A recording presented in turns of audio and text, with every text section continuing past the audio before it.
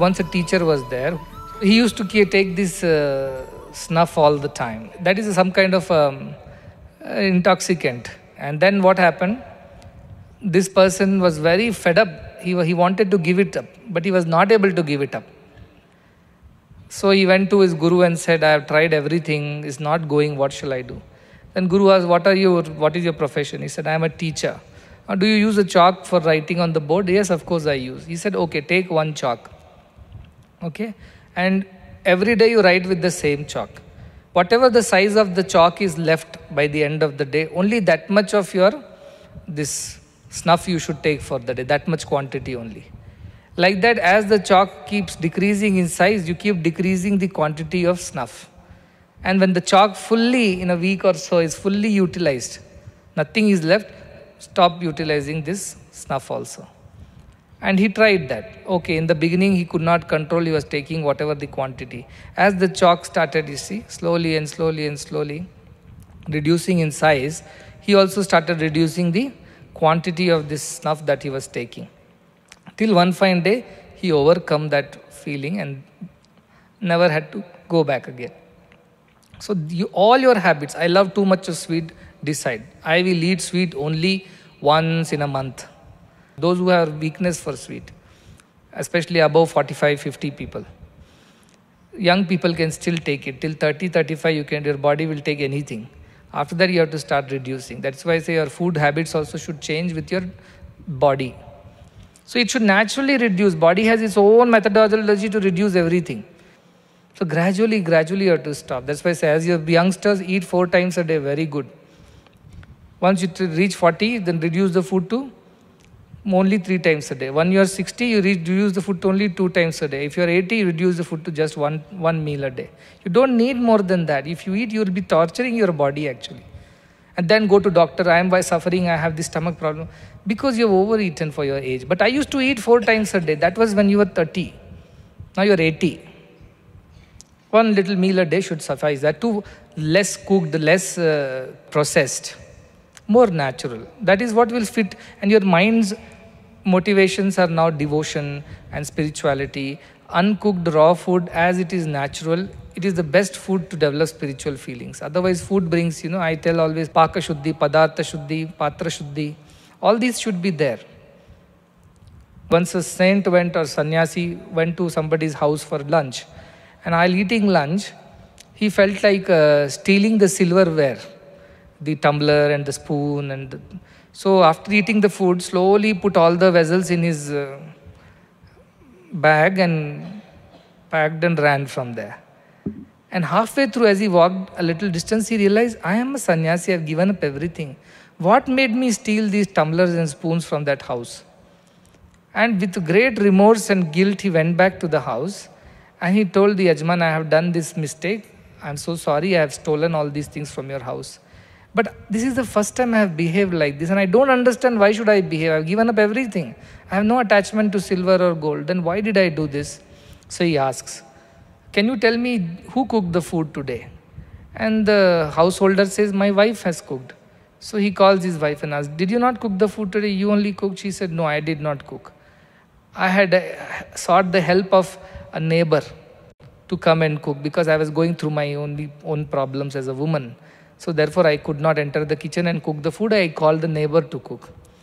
Then they realized this neighbor had the habit of stealing things. Kleptomaniac they call it. They just can't resist. They'll just catch it, put it. People steal from others' houses, from hotels, like this only. Why? Because this is a habit in them. There is kind of a temptation they can't control. So that lady had this habit. Because she was cooking, and while cooking she was looking at all the silverware and things like that and thinking, what should I steal, what should I steal? And that thought of that lady got into the food. And so when this sannyasi ate the food, that thought came into the food and through food it came into his head. And because of that he stole things. So that kind of purity, the more processed the food is, so many heads have been involved in it. Less processed the food is, less heads have been involved in it. So less thoughts have accumulated into the food. So your mind will not get influenced so much. Therefore people as they grow old are told, please drink only milk which is not processed into payasam and other activities, and also eat simple fruits. Don't eat too much of cooked food. So this is the natural way of indriyas to be under control, mind to be under control. But what we are doing today, we are taking all kinds of medicines to keep our body going. Feed it, feed it, feed it. If we can't see, then we put all kinds of spectacles, go through surgeries to keep seeing things. If we can't hear, we all kinds of things to go on hearing things. At some point in time, the body is telling you, time to withdraw, time to withdraw. You don't need to hear unnecessarily. You can contemplate within. You don't need to see all kinds of things. Be within yourself. You don't need to talk too much. You don't need to eat too much. You don't need to run around too much. That's why your limbs are becoming weaker, so that you sit in one place and meditate on God. Body is giving you indications. Look, your lifestyle must change now. But we are not there to listen to the body. We are going to tell, no, we will use the modern medical science, go through all kinds of treatments, beauty treatments, to look young even when we are old, and to eat whatever we want, even though stomach cannot take it, then take medicine and eat it. So your body and mind are not able to have it. Yet our temptations, so indriyas are like this, they're so strong.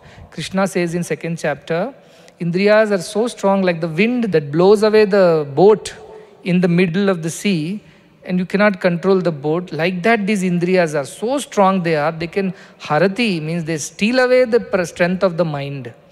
And you cannot control them. Once you give control to them, you are done. You have given up against them, you are done. They will take you for a ride now. These horses will carry you wherever they want. They will not leave you in peace. That strong are these indriyas. But same indriyas, when they are trained and tamed, they can reach you to God also. So it is not the fault of the indriyas. They are resources given to you. How to tame and train them is a spiritual activity. How to allow them. And how strong they are, in Bhagavata, a katha comes. See, as in 2nd chapter of this Krishna, he says very nicely, he says, Dhyayato vishayan punsaha, sangasteshu pajayate, sangat sanjayate kama, kamat krodho bijayate, krodhat bhavati sammoha, sammohat smriti vibramaha, smriti bhramshad buddhi nasho, buddhi nashad pranashyati. 8 steps to destruction. Krishna so correctly describes. Dhyayato vishayan punsa. If you keep thinking of vishayas, the indriyas, sukhas, the objects that please the indriyas, I want to eat this, I want to see that, I want to go there, hear that. If you keep thinking, just by thinking what happens, you may think nothing happened, I just thought and it's okay. No, dhyayato vishayan punsaha, sangha upajayate. Sangha means attachment develops. First time you saw, you forgot. Next time, it's only your thought that is gone inside your head now. I want it, I want it, I want it. You saw some video on Facebook, you saw one app something, you saw one article or somebody or something. That thought has gone inside because you have paid attention. And now this attention will lead to attachment. And what happens? Sangasteshu pajayate, sangat sanjayate kama. From this attachment is born the desire to have it. And kamat krodho vijayate. When desires are not fulfilled, you get angry. Frustration comes. And krodhat bhavati sammoha. When anger comes, delusion starts. Because angry person cannot think what he is saying or doing. Like drunk person cannot think. So it leads to delusion. Krodhat bhavati sammoha. And sammohat smriti vibrama. When delusions begin in you, you think right as wrong and wrong as right. Then what happens? All your memory of the past, good, bad, disappears. Now the same warden looks like a devil because he stopped you from doing something which you wanted to do, which was not right. So your mind will start thinking all the memory of the past, all the good and nice things that have happened to you, you will forget. And you will develop tremendous jealousy, anger, hatred, vengefulness. All this will come in your head because of this smriti bhamshat.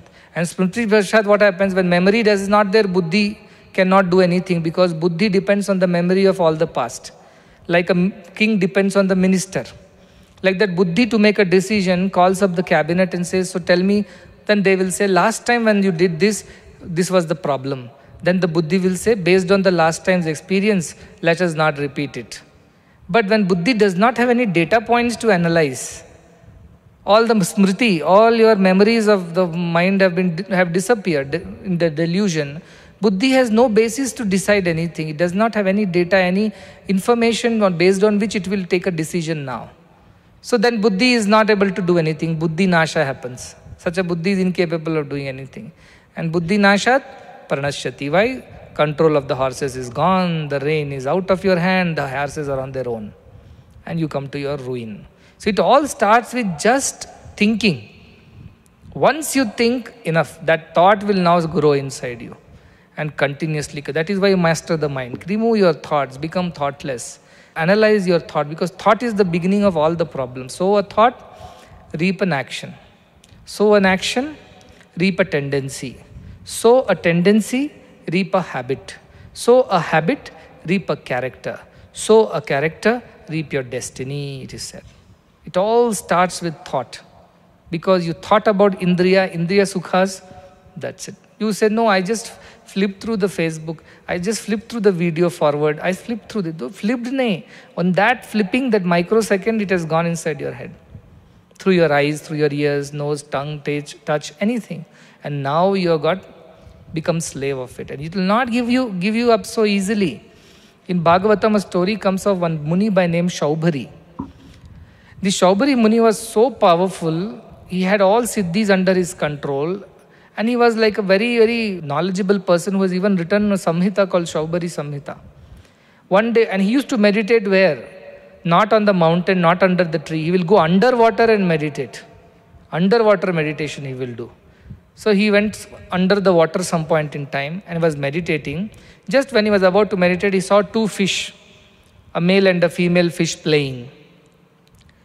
And he just saw them for a while, that's all. It didn't even register. Then he closed his eyes and again the fish came, the two fishes which were... And then he started thinking, I am all alone, I also should have a companion. The desire arose. Right? We saw something, thought about it, attention he paid, attachment came. Now desire led to, I want to have now a wife. You have already done so much of sadhana, gone far up somewhere, and now again you want the same worldly pleasures. So he said, no, I want to have a wife and I want to marry now. So he goes to the king, Mandhata, the king of that place, and tells him that I want to marry one of your 50 daughters. Any daughter is okay for me, but I want a daughter to marry. Now king is worried because if he refuses this Shaubhari Muni, then he will get cursed. These Munis were known for that. So he said, what? How do I avoid this? And I don't want my daughter to go to this old man. My daughters are so beautiful and young. They should marry rich princess. Why should they marry this old fickle man? And therefore, the king makes a plan. He says, okay, you will do like this, Swamiji. You come tomorrow. I'll keep all the 50 princesses ready. And whoever likes to marry you, I will allow that marriage to happen. Let them choose, because Swayamvara used to happen earlier. The girl has to choose the boy, or in this case, the girl has to choose the old man. So he understands what this king is up to. So this Shaubhari Muni, what he does, by his yoga siddhi, he becomes a very handsome young man next day. So beautiful that better than Cupid. And he comes. And all the 50 princesses fall for him. They say, he's so handsome, we all want to marry him. The king thinks, what have I done? So this Shaubhari marries all the 50 princesses. All of them. Now 50 ladies and one husband, you can imagine the plight. Everybody, you have to stay with me, you can't go to her place. So all the 50 daughters who were so good to each other so far, they start fighting now. Because the desire, all time he should spend with me, that possessiveness. So Shaubhari doesn't know what to do, he gets a headache. So he divides himself, by his yoga siddhi, he makes himself into 50 Shaubharis. And one Shaubhari starts living with one princesses. For their sake, he creates 50 palaces out of his yoga siddhi. And in each palace, there is a Shaubhari and the princess. And like that, in 50 palaces, there are 50 Shaubharis and 50 princes. And he lives with them for 1,000 years. And in the process, he produces an entire city. So many children, grandchildren. One day, his father-in-law comes. And he says, your wealth and opulence and your family and this beauty and glory is much more than me also. The father-in-law is stunned at the richness of this Shaubhari Muni. All this is yoga siddhi, the yoga he creates. When he says like that, after that this occurs to Shaubhari Muni, was I wanting to create a city full of riches, better than my father-in-law? Was that my original plan? Then he starts doing Ekatma Pratyaya Saram. Where did it all begin? I was supposed to be a sannyasi yogi. Where have I landed? thousands of children, grandchildren, great-grandchildren, and palaces, and a whole city. So much so that my own father-in-law is surprised at my richness and opulence. Was this the reason I started in the first place? And he starts doing Ekatma Sara. Okay, where did this grandson came from? He came from that son. Where did this son come from? From that wife. Where did his wife come? Because I divided myself into 50. Why did I divide myself into 50? Because I wanted to marry one woman. And I had to marry all the 50. Why did I want to marry one woman? Because one day I was meditating under the water and I saw a male and a female fish. There it had all begun. And then he immediately decides to give up everything. He teaches Brahma Vidya to all the 50 wives and leaves to the forest, leaving the city and other things behind. And all the 50 wives follow him to the forest. There they live, and towards the end he attains moksha because he has realized this truth, and now he spends all his time in Brahma Jnana and makes his wives also Brahma Jnanis at the end by his teachings. But look at a Muni who just saw fish, not even a human being. He just saw two fishes and there he landed up. So you can imagine how strong, this is just to prove the point that indriyas are so strong. Just by looking at something you are done. That's why 5 indriyas for one animal itself is reason for destruction. A human being can be destroyed by any of the 5 or all of the 5. How careful we have to be with our indriyas is so important. This is the only way to train your mind. Train your mind to choose right over wrong. Train your mind to choose shreyo over preyo. Train your mind to choose God over the world. Train your mind to choose the eternal happiness over temporary pleasures. This is the only way. This is not a torture. This is not a punishment. This is for your highest good. And the earlier you realize it and do it with your own joy, you will enjoy everything over here. You will see the divine plan behind everything. But learn Atma Vidya, learn Atma Vidya, learn Atma Vidya is all the effort is all about. For whose sake? If you don't learn Atma Vidya, what am I going to lose? I am not lose nothing. But in Shivapura Sutram it says, the one who has become a Jnani must do Jnana Dana to others. That is his duty. Who has Jnana must do Jnana Dana. That is what it is. If something happens to your right toe, whole body suffers. One tooth pain, whole body suffers, whole being suffers. Like that we are connected. Head, hands cannot say, so what, I did not get hurt, I am happy. No, you cannot be happy. When toe is hurting, the whole body hurts. Likewise, when the creation is not in order, the creator suffers. And to set that suffering right is all this effort. Otherwise, who cares? Once Narada decided to check, what is this delusion of the world which is so strong that all people go there and forget everything and fall into that slush. So he asked Narayana, I want to go and check out for myself that what kind of Maya have you created in this world? Let me go and find out. So Narayana said, yes, I will teach you a lesson. Here, he converted him into a pig. And he straightway went to and settled down there. And there, in a nice slush by the roadside, he was happily living. And then he found a very beautiful female pig. So one day a request came on the Facebook. I saw you in the other slush the other day. You looked so good. That big round nose. Immediately, oh, you saw me? Like friends. Then, what are you doing tomorrow on the weekend? What are you doing? No, I generally do nothing basically. But if you want me to do something, I am going to visit that slush. I believe the fresh release of sewage has happened in that. So I was thinking, let's have a thank God it's Friday there. And he said, of course, yes, if you want me to join you, I'm more than happy to join you. So this pig went behind that female pig. And both of them enjoyed the freshly released sewage. After enjoying it thoroughly, rolling, eating, enjoying and making merry, having a ball there, they fell in love. And she said, will you marry me? Of course, yes, I will marry you. That's why Narada, the pig, is saying, of course, I will marry you. And they married and said, now that we are going to have more children, we need more supply of sewage. Let us go and settle down near the municipal sewage, the bigger plant there. Okay, let's go. So he and she both of went and found a new place to settle down, and soon they had plenty of piglets, because they don't produce one, two, like dozens. So after the dozens of piglets, this pig is so happy. I have a beautiful wife. I have such lovely children. They all love the slush that we live in.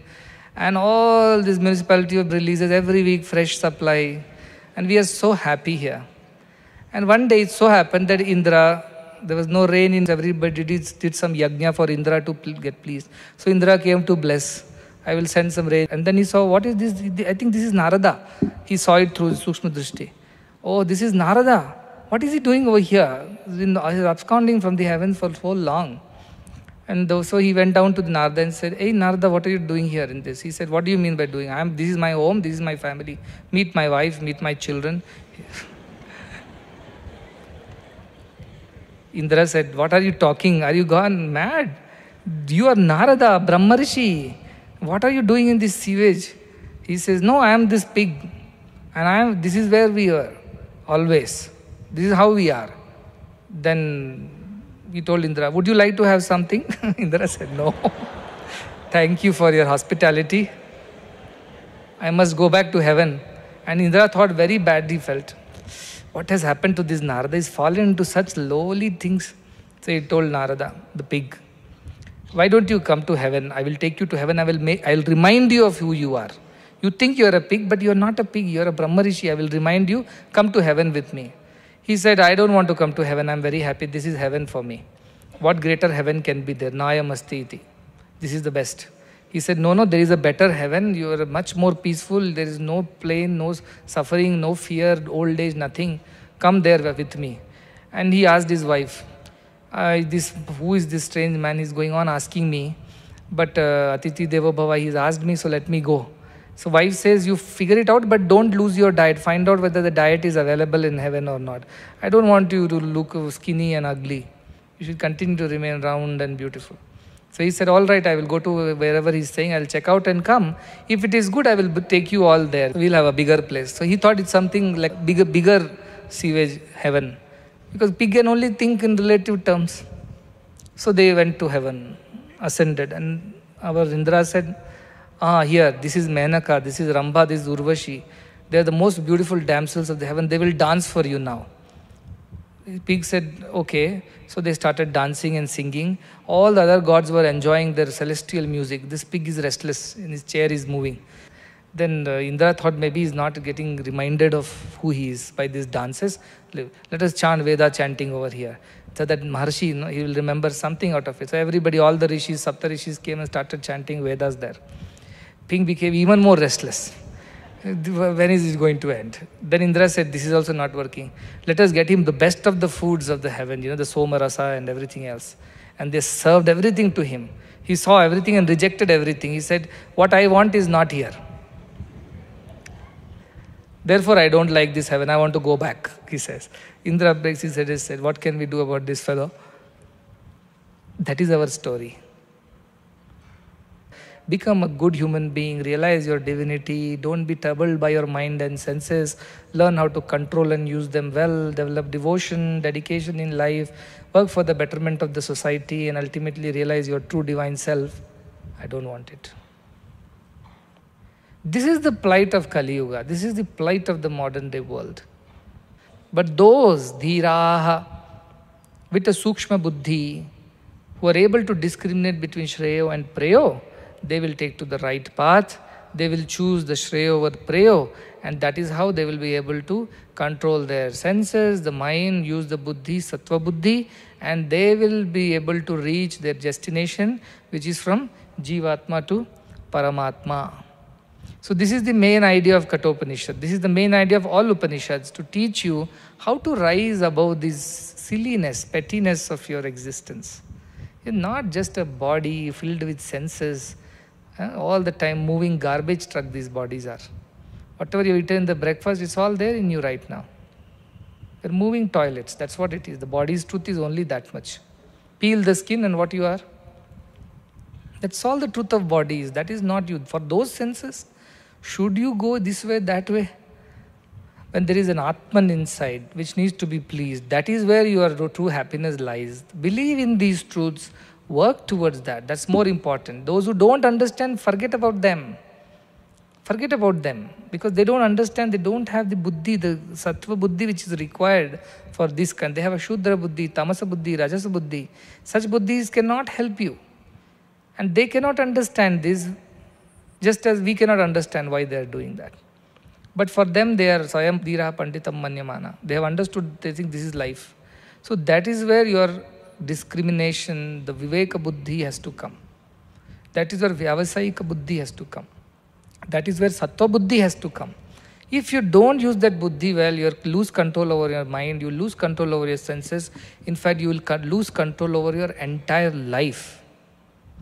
And because of one life going wrong, it will set out a chain reaction. One after the other, lives after lives will go wrong. Once you correct it, lives after lives will be corrected. Why more lives at all? You are the supreme consciousness, you have no more birth and death. You are the knowledge supreme, that divinity. So where is the question of birth, death, karma, karma phala? None of these applies to you after that. Because you have gone beyond. When the Queen of London comes out on the road, do you think traffic rules apply on the Queen? Do you think she is to stop at every signal? Or the Chief Minister comes out? You think all these rules apply? The roads are cleared for him, all the traffic is stopped. And he can go at whatever speed and no speed limits for him. Why? Because he is the Chief Minister.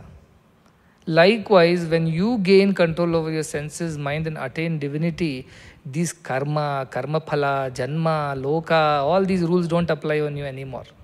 You are free. That is why it is said. In Narada Bhakti Sutra it says, Tirthi kurvanti tirthani. Your presence makes the place holier. Holy places become holier by your presence. Sat Shastri kurvanti shastrani. The holy scriptures find their true fulfillment in your life. Your conduct, your practice gives meaning and fulfillment to the scriptures, because you are the living scripture. Moving, talking, walking, breathing scripture you become. That is the power of a Brahmagyani. That is the power of the knower of God. All that you do becomes punya. No papa happens to you. Sukarmi kurvanti karmani. All the actions that you undertake, however silly, going to the office and signing some register, or doing the days to work as a teacher or administrator, even as a sweeper, with Brahmagyana in you, each of those acts become holy. There is no big, small, less, more, good, bad, papa, punya left for you.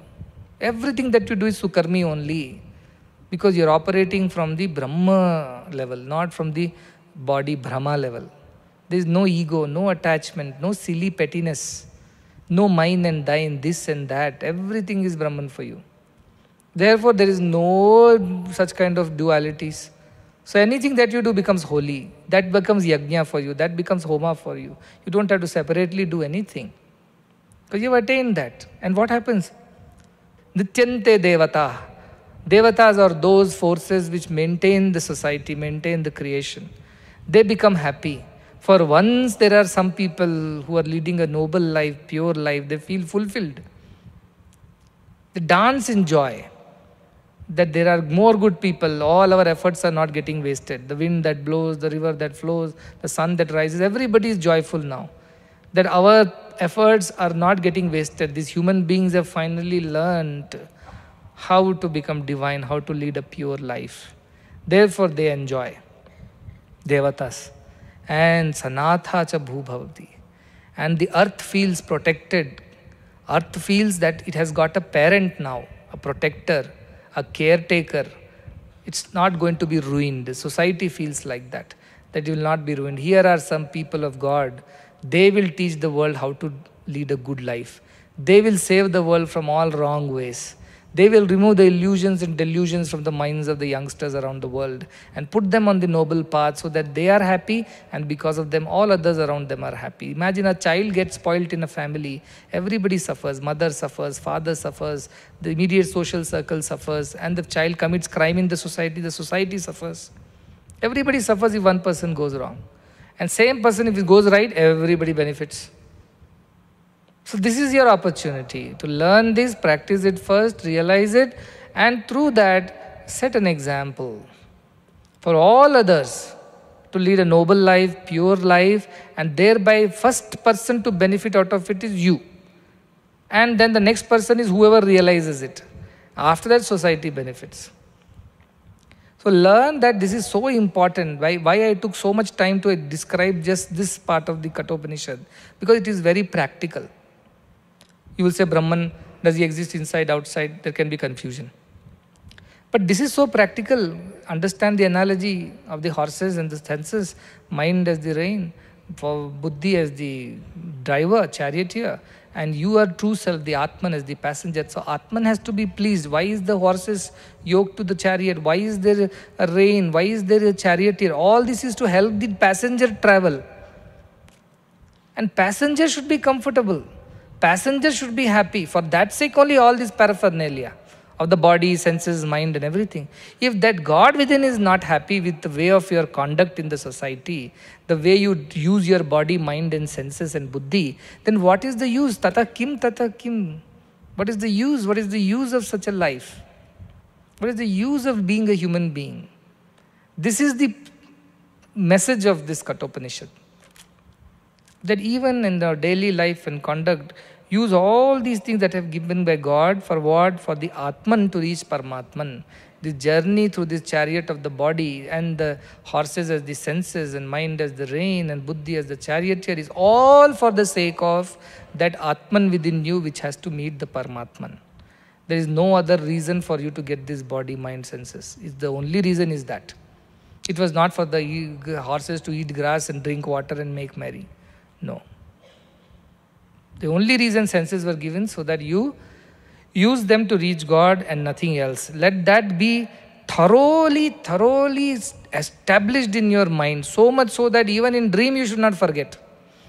Even in sleep you should not forget this is the goal and purpose of why this body and the senses have been given. Not to enjoy pleasures and make merry, which is what the world thinks. It is only to realize God, to take this chariot of the body forward on the path of self-realization and reach the ultimate destination, which is you realizing that you are none other than God. Jivo Brahmaiva Napara. That Jiva only is Brahma. I only am that Brahman. This realization is the ultimate result of this journey, the ultimate final destination, the station. So keep this thought in mind. Why this body has been given, why this mind has been given. Is it to educate ourselves and crack exams and become rich and famous? Or there is something more to this purpose of body, mind and buddhi?